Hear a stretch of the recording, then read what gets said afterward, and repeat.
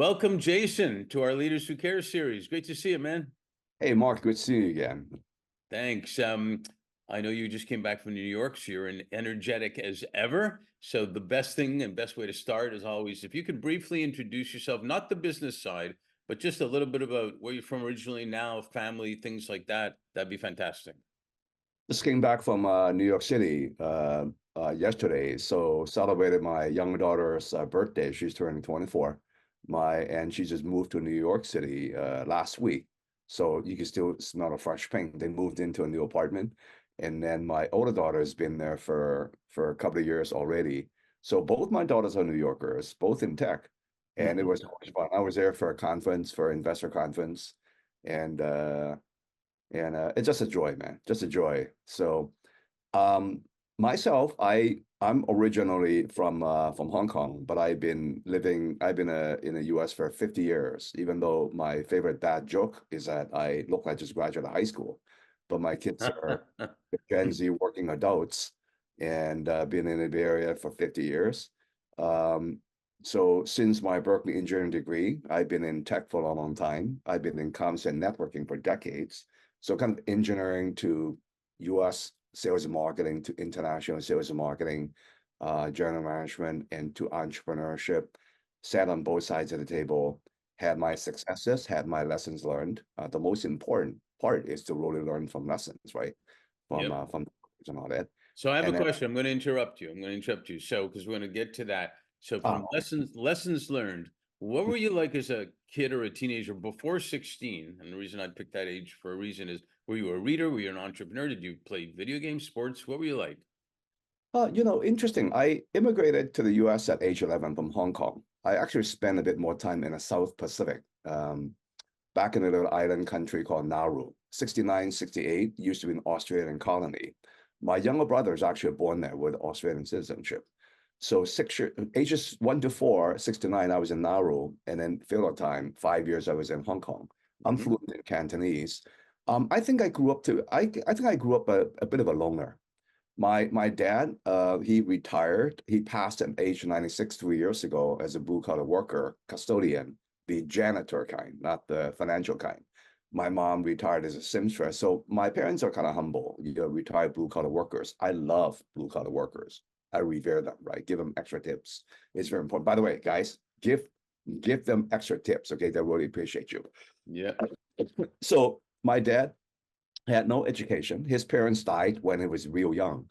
And back in World War II, it's very interesting. He never experienced World War II directly. He was a kid back then, like a young teenager or something like that. And because his village was so poor, he never experienced the Japanese directly. While my mom was younger than him, running for their life sometimes, a bomb dropping. You can run. My mom came from a more of a wealthy family. And my dad had no education. I love the guy to death. I love him to death. I never think bad about my parents. Now, intellectually, I really did not pick up anything from my dad. He did provide good food and all that, but I never learned anything intellectual from him. And my mom was a bit of a tiger mom, even though she didn't finish her middle school until her early 20s because of a cultural revolution or something like that. And but I grew up a bit of a loner, and even through my high school years and through college and through my part of my 20s, even though with friends, I still feel a little bit of a loner. But the lesson here is that anyone can transform, anyone can learn. And when people meet me today, is that Jason, you're like a kind of a energetic, so social, blah blah blah. But I learned to be extroverted, right? Right. Actually, every night before bedtime, when my early bird wife is still around, awake, I'm a night person. I give her a dead stare, dirty look. It's like, honey, you're intruding on my quiet, introverted couple of hours of my cave time. I need my caveman time, man. So Yeah. No, it's important. So the reason I said up to 16, I noticed at 16 you started working at Tiffany's while you were in school. So what was that like for an Oh, intro? that was so much fun, man. That was so much fun. I was between my junior to high school summer, and I somehow learned about. I went to the College Career Center at Lowell High School, which used to be the most revered large public urban high school through California, before the stupid progressive politician tried to kind of make it a little bit too equitable, right? But it's a family jewel. So, and Lowell High School was fantastic. It's the biggest feeder school to Berkeley, UC Berkeley. I also went to UC Berkeley, to UC Davis as well. And lo and behold, I found out about this group called Enterprise for High School Students. And it's a beautiful, beautiful nonprofit. I went there, I interviewed, and I got hired by the general manager or branch manager at Tiffany's, which used to be on Grand Avenue by Sutter in downtown San Francisco. Mm-hmm. And I was always the youngest kid there. I was a stock clerk and a shipping clerk. I worked full time every summer, every Christmas, except for one Christmas, 5 years straight, man. Ages 16 to 20, even through my entire 4 years in Berkeley, during summers, I worked there, even though I was majoring in engineering, industrial engineering, and operations research. But it is what it is. Life was so much simpler back then. And I learned so much about the Tiffany politics, all the adults, and then, like so much about the forces of diamonds and crystals and fine china, fine silver. And I was a meticulous stock clerk. I wrapped the ribbon so perfectly that the branch manager asked me as a kid to wrap the ribbon so that they could photo shoot that, right?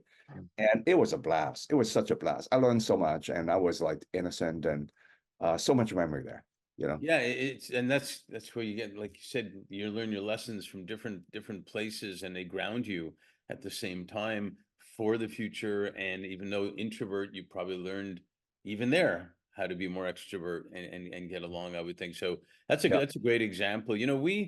We founded our firm Fifth Element on the basis that leaders of any type of organization will always do better when they're doing good. Yeah. And it doesn't mean just giving charity, it means really doing good.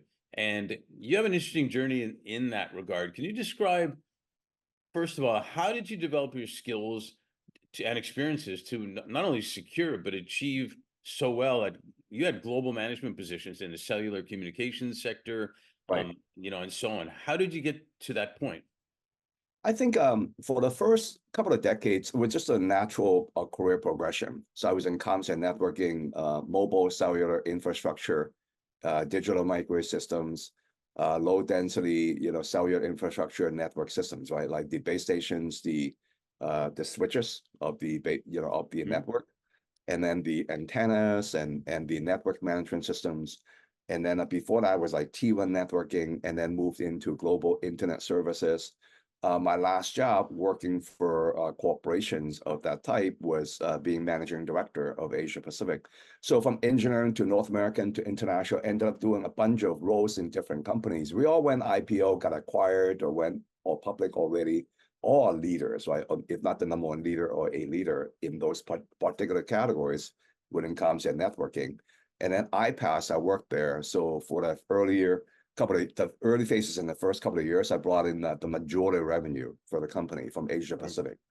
So got to know the greater China, Indian subcontinent, especially Southeast Asia, Japan, Korea, Australasia sector of business cultures extremely well. A lot of people don't know that even within mainland China, there's a spectrum of subcultures, right? Mhm. Cities got different cultures. India is even more diverse, believe Yeah. it, in terms of dozens of languages, hundreds of dialects here, subcultures and all that. So you have to really get to know people, and I'm pretty good with people, right? Sometimes I pretty much out relationship sell my competition, and it's all perception because business is people. Whether it's a $100,000 contract, a $10 million contract, 100 or $10 billion contract, business is people. Of course, justified with logic. The more complex a project is, then you have to go through processes, right? To apply and to do DD and prepare and system engineer and all that. So I learned quite a bit and went entrepreneurial. And I even founded a couple of Chinese tech companies. I would never, ever do that anymore because of the political environment today. Was Yeah. very grateful to have exited from one, sold my Series A and founder shares to a Series D investor, Hmm. uh, e-commerce and mobile commerce. And I said, I don't want to compete against Jack Ma of Alibaba back then. And overall, it morphed into Ant Financial, right? But I'm glad I made that decision because in the past I made mistakes. And you learn from all sorts of lessons, right? I travel over 2 million miles, somewhere above two, maybe way above two, seen the world quite a bit of Europe as well, Middle East. And I have not been to the African continent, but the African Union, AU, entered a G20 for the first time last year. I'm part of that. I'm part of the G20, one of the few Americans who are I a know. B Yeah. member, which is the global G20's Global Business Advisory Council. So today, fast forward to today, in between, I also got deep into education. 2005, I thought, the education industry was already a $5 trillion industry. It's like, but the multiple compared to so many tech sectors is so low, so it's got a lot of room for growth, right? So I actually went back to China because back then, the Chinese were having too much fun with entrepreneurship. I co-founded, I found a partner I liked. I restarted his company and I was a CEO. Of course, it became an island holding company, right? And then it was an education tech, it was an ed tech, education tech SaaS company on remembering vocabularies.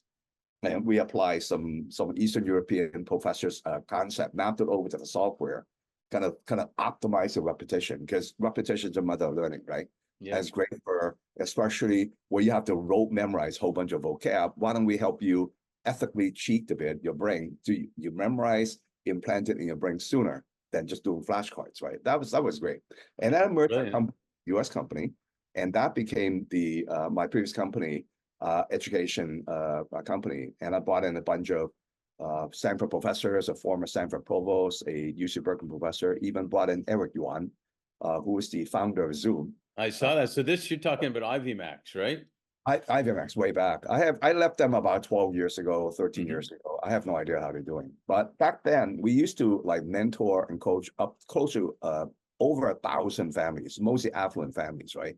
And lots of Asian Americans, Chinese Americans, and got them into all the top schools you could imagine, all the top 100, top 50, right? All the Ivy League schools, Harvard, Yale, Princeton, Columbia, Dartmouth, Penn, Cornell, Brown, and Stanford, MIT, Berkeley, UCLA, UVA, all the research universities, all the top liberal arts colleges here. I know that process so cold is scary, right? So I became incredibly expert in college consulting. In fact, I wrote a book called Young Leaders 3.0. You know that. Wrote for Forbes. A lot of my Forbes articles about getting to Stanford, Berkeley, went and stayed at Harvard, apply early decision, early action, entrepreneurship, leadership. A lot of them went viral. I probably taught all my competitors, right, out there. And I gave a lot of speeches and all that to me.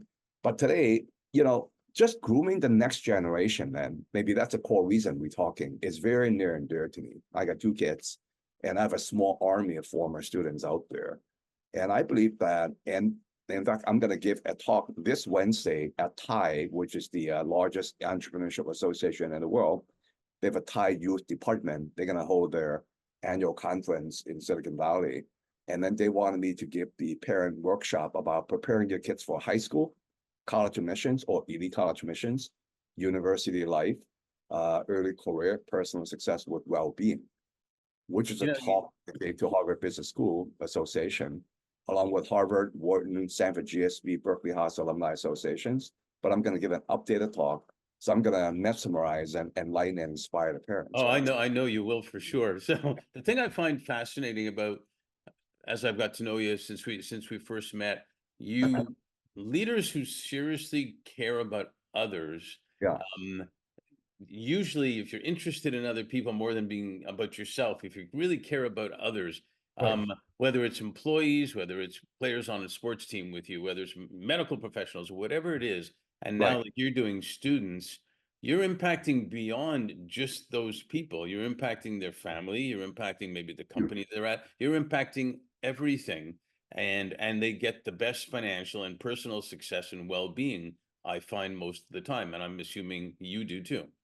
Exactly. It's about 2 things, right? I kind of, just like a recent talk I gave at the Legacy Builders Conference, right? So a bunch of centimillionaires, ultra net worth families and family offices. So they wanted me to be on an opening panel about engaging the next generation, because they know that I'm pretty good in fire up the whole room, right? And so I did that, hit a home run as usual. And I got to know Steve Young, who's a former quarterback, superstar quarterback for 49ers, right? We're fellow speakers. He was on the closing fireside chat. I was on the opening fireside chat. And it was fantastic. It's about 2 things, right? Goal achievement, right? What define the most important goals to you? Then prepare super well and achieve the greatest results. Number 1, right? Everyone who's driven, wealthy, non-wealthy families, individuals, we're about goal achievement, right? Number 2, which most almost all consultants don't have my skills to do so. I'm not bragging, but I just have this skill set and understanding that it's just as important for me to lift you up front, to shape you, to hone you, your 4S and 3EQ, so that your longer term trajectory or arc in success and well-being will be higher than your those without my help, right? What does that mean? You're gonna make a lot more money, you're gonna be more joyful, better peace of mind, more connected, better relationships, more skillful, more mindful. Your spirit is better, your mindset is better, your skills are better, your strategy is better, your execution ability is better, your pragmatic, emotional, social leadership intelligence is better. I Right. know for a fact, after doing mentoring, one-on-one coaching, speaking, writing, listening, applied research, which means deep learning in topics of interest and apply some of that. That's applied research, right? I spend double-digit number of hours per week. Do the math, right? So every year times 52 weeks in a year, I do a couple hundred hours of applied research every year, right? So I'm very intense. Once I focus on something, I get real intense. And the students and the parents, and sometimes my students are not only high school kids and college kids and next gens. Sometimes they are 50, 40-year-old CEOs who you go, Sure. here's a check. I'm your student now. Kick my ass, right? Optimize me, maximize me. Sure. Because their goals is next level business, career, personal success, right? Per family success. High school kids, college admissions. College kids is about, say, career, first job, activity, stress, anxiety management, internship, shape to have a greater career. And I tend to know how to hone kids where you could rise up faster than your peers, but don't compare with each other. That's unhealthy. That's how the devil wants it. Compare with your best future self, right? That's your competitor right there. And then, don't you want to make a lot more money? Don't you want to be happier? Don't you want to have better relationships? Don't you want to have better joy? Don't you want to raise your longevity? Right? And I could talk all day long. There's different categories of topics within that. So I love it. It's so much fun to me. Well, I think it's really, really important that people get that. It's not just about making money. Yeah. You will make money, you will make more money if you I compare a lot of things to sport. The coach that really believes and has a process and a system for his players, Yes. those players usually play better than they even thought they were going to play. You must. Without a great coach, right? Now the coach, when the coach of a championship team, he's both a group coach and a one-on-one coach, right? Right, The right, best coaches pull the players aside sometimes because sometimes the right. players don't know what they don't know, even though the player's worth already $200 million, right? Sometimes they're so good, but a jar cannot read your own label, right? So the best coaches, you have to have systems, processes, but not fixed mindset. Like I warn people, be careful. Don't have a fixed mindset. Have a growth and contribution mindset. That's part of your soft skills, right? And number one, starts with a spirit, and then your tenacity, your resilience, right? Your adaptability around that, your compassion, and then the soft skills around you, right? The critical thinking is very important, problem solving, Yep. communication, and social and people skills. Those are, but always be curious, lifelong learning. And I'm very unusual. If you spend enough time with me as my student, I literally take the time to not just teach, guide, mentor, and coach. Within that, I literally hone your habits. I could convert some bad habits that you have because my student, they're not going to listen to parents. They're not going to listen to the spouse. They're going to listen to the board. They're not going to, if you're a CEO, you're not going to tell the board everything. Come on. You're not going to tell your staff True. everything. That's how it works, right? But I'm your third party trusted chief mentor. Everything's done in secret, everything done in privately. I know everything about my students, right? So I could guide them. It is so much fun. So I joke with people, I kind of hone their spirit, mind, and soul, and sometimes even the body, the physiology, because their biochem is all manageable, right? Your fitness, your diet, your sleep, Sure. sleep management, emotion management. I do all that, right? And that's part of the 4S and 3Q honing in addition to helping you prepare well, achieve the greatest results possible. So, Yeah, it's fascinating because in fact you mentioned the word soft skills before. We've kind of changed that term to mean high skills, human intelligence skills, because ah, soft skills sometimes are misinterpreted, I found, as fluffy and this and that and whatever. And mm, but they're not. They're the farthest thing from soft skills. They're high skills, human intelligence right, skills. And right. um and I think as AI comes along more, those are what you're talking about is even going to be more important. I mean, you know, the we talk about this a lot. The fourth industrial revolution is about technology, Right. obviously AI, VR, etc. But the fifth is really about how do you combine that with humanity Right. and make the impact and talent making the impact. So, what's your thoughts on the competitive advantage the present and future leaders who care? And we're doing interviews right now with even 8 to 18-year-olds that I call the present future leaders who care, Right. because they're not only future, they're actually doing it in the present. But what's your Sure. thoughts on how those leaders um, can be more effective and use all the skill sets you're talking about, because they're going Right. to be navigating through a totally transformed, very fast world. Right. Right. The present future you're talking about, I have a small army of them already, right? So Hmm. I got data points up the boonies in my head and in my files as well, right? And we talked about high skills, soft skills, and all that. Part of that, in addition to what I said already, is really the ability to learn quickly, the ability to learn. And part of what I do with Right. every single student, whether you're a 14-year-old, 15-year-old high school kid, or 55-year-old, depends how much time I have with you. Sometimes it takes a bit more time to transform. Depends on the person. Yeah. But I groom into you, instill into you the skill to become a world-class learner, right? So, for example, my own kids, a bunch of my students, right? They learn so fast.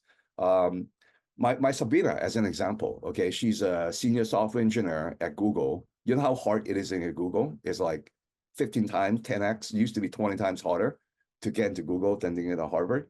The hiring rate is like 0.25%, 1 out of 400 applications, right?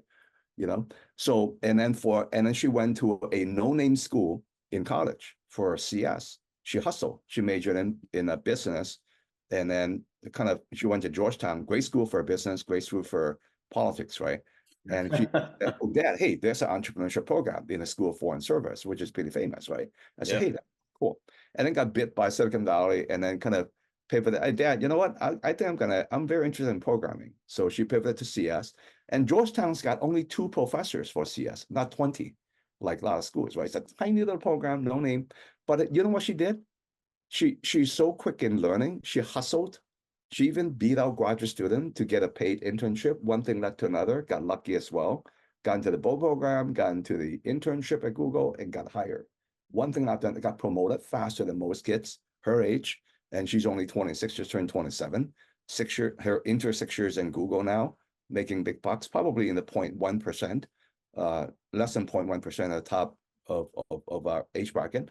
And she learn quickly, correct? Another example, my younger daughter, Lydia, she graduated Wharton, top business school. And she graduated as an activity leader. She was a co-president of the Wharton FinTech Club. But she's not doing FinTech. And she also graduated summa cum laude, top 1%. So I call that a scholar and a jock, right? And she did a bunch of activities as well. Because this girl, she knows how to fire up the whole room. She's my little fireball. She She knows does. and tiny little thing here, and then she hits me all the time. We joke around all the time. Honey, you're my alter ego. And she graduated. What? Guess what she's doing? She's a security software engineer at Slack, Salesforce Slack. Okay, Wharton kids, you graduate, they go to iBanking, right? They go to maybe private equity, maybe management consulting. BCG, Bain, Accenture, or McKinsey, blah blah blah, right? And she took the road less travel into the technology route. And then she learned so fast, even in an internship at Slack. She said, "Honey, what did you learn from Penn Wharton that's useful?" She said, "Dad, guess what? Actually, not as much. I Right. have to learn stuff in the workplace." And I say that she learned super quickly, and both my girls became top performers, like a bunch of my students, right? And they're also inspiring leaders, young leaders. People recognize them, even recognized by C-suite, right? And what I realized, even in G20, B20, here's a good message for all you listeners out there. What employers looking for? And I sit on the future of work, employment, human capital, education, skills task force for the past 10 years, right? Within the G20's Global Business Advisory Council. You can imagine I see a few things, right? What employers look for are your employable skills. Even a lot of Ivy League schools out there, I tell you, it is such a gap in terms of what they're producing. Yeah. You see all these, what I call highly intellectual woke kids there, they're not my students. if they're my students, I would coach them to migrate away from being entrapped by limiting beliefs. You're being deceived. The world does not work like that. Okay. So you have to be more practical, spiritual, strategic as well, and really kind of produce and contribute and grow and inspire and connect and grow accordingly. And focus on more important things. Focus on, solving real problems out there. Yeah, I could and I think like you said before, and being able to take people with you, basically, because you can't yeah, do it all yourself, whatever all is. You've got to, to get people to follow, you don't it's just a tell them community. to follow, they got to want to follow. Um, Correct. Right. so I think you may have possibly answered my last question. And one of the things we say in LA is you got to keep them wanting more so you can do a sequel. So we may Right. have to do a sequel, but the last question on this part is, with everything that's happened over the last 5 years, from the pandemic to um, you name it, a lot of things going on, the wars and whatnot. What are you most grateful for, and what are you most hopeful for? 1 Corinthians 13:13 from the Bible. Okay. Then there's faith, hope, and love. Love is the greatest. Right. Part of what I do, and you can kind of detect and feel from even some of my strategic posts on LinkedIn, I Mhm. kind of embed some love, some embedded some message of a faith in there, even though a lot of people are not in faith. But you look at the latest post I did for Happy Father's Day, it's like, holy crap, a lot of them are CEOs and chairmen, powerful people. They loved it, right? And I want to help inspire people. That's part of racing the longer term arc for Right. well-being and for success. And I am very concerned. AI, to kind of complete responding to your previous question, I guess, it's very exciting, but it's also very concerning. And both Elon, for example, he's very concerned about dark side AI. And I love Elon. He's one of my greatest, besides the big guys up there. But Elon's one of my other, like Tony Robbins and a few other people. Elon's one of my greatest inspirational leaders out there. Mhm. I love everything he does, especially SpaceX is very important. At the same time, I'm also a little bit concerned about part of what he does is that implanting chips in people's brains and then kind of like, kind of make sure what I'm concerned about is that once human beings are migrating so away from how God created the world, how Mhm. God created us, be careful. He may not like that, right? And that's something that I watch very, very carefully about. And that's why I want to kind of loop people and ground them and don't go too off. Otherwise, you're going to be idolizing things Right. that might be regretful in the future. You don't see it now. I see it. It's kind of hard to explain, but people have to opt in to listen. I don't want to kind of shove my faith down the throat. And so, and I've been secular for 58 years until I got deep in faith in the past 4.5 years. The most powerful thing. It makes me to be a better father, better husband, better leader, better mentor, better businessman, better investor, better speaker, better everything. Because those principles in the Bible, nothing is more important than that. And so I'm looking at the devil is so active right now. I'm telling you, okay, distraction is a cousin of deception. And it's like socialism is a cousin of communism. The devil likes to destroy and deceive. Just sit back and observe directly and indirectly through proxies, macro to micro, global to international to national to local. Observe how the devil is at work. He is ever more intense right now. Okay, I watch it very, very quickly, right? So, it's a very heavy message, and some people don't quite get it. Some people would get repelled by what I say. I don't care, but I'm just here to kind of really get the message out there, and people be careful, be part of a solution if you can. Yeah, and I think it's brilliant what you're saying. And even if someone's not religious or this, that, or whatever, um, I'm hopeful that the word love and caring about each other does keep being said by high level people, executives, family offices, and whatnot. It's not like, oh, we can't say love. It's a fluffy word. It's the most important word. Most important thing. Most Yeah. important thing. And for example, there's like DEI, right? I said in the conference, in fact, people loved it, and these are very powerful people. Be careful about the dark side of this wokeness, right? I'm so glad that even in Ivy League schools. I send so many kids to Ivy League schools, right? But about time that some of these presidents get their asses kicked, right? The wokeism backlash began. We need to surface that because it's getting out of control. And it's moving away from real good-hearted situation. Now, I really revere these top schools. I love them. In fact, they're so generous to a lot of the disadvantaged kids and all that. I love that, right? There's a lot of things they do that are great.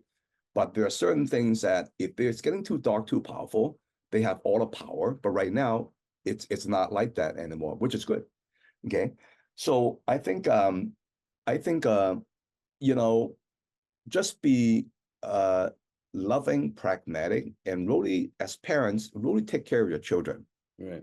Really ground them. Understand that the K-12 education system is flawed, especially the public. Okay, the higher education system it's flawed. Lot of it's good, but a lot of it's flawed as well.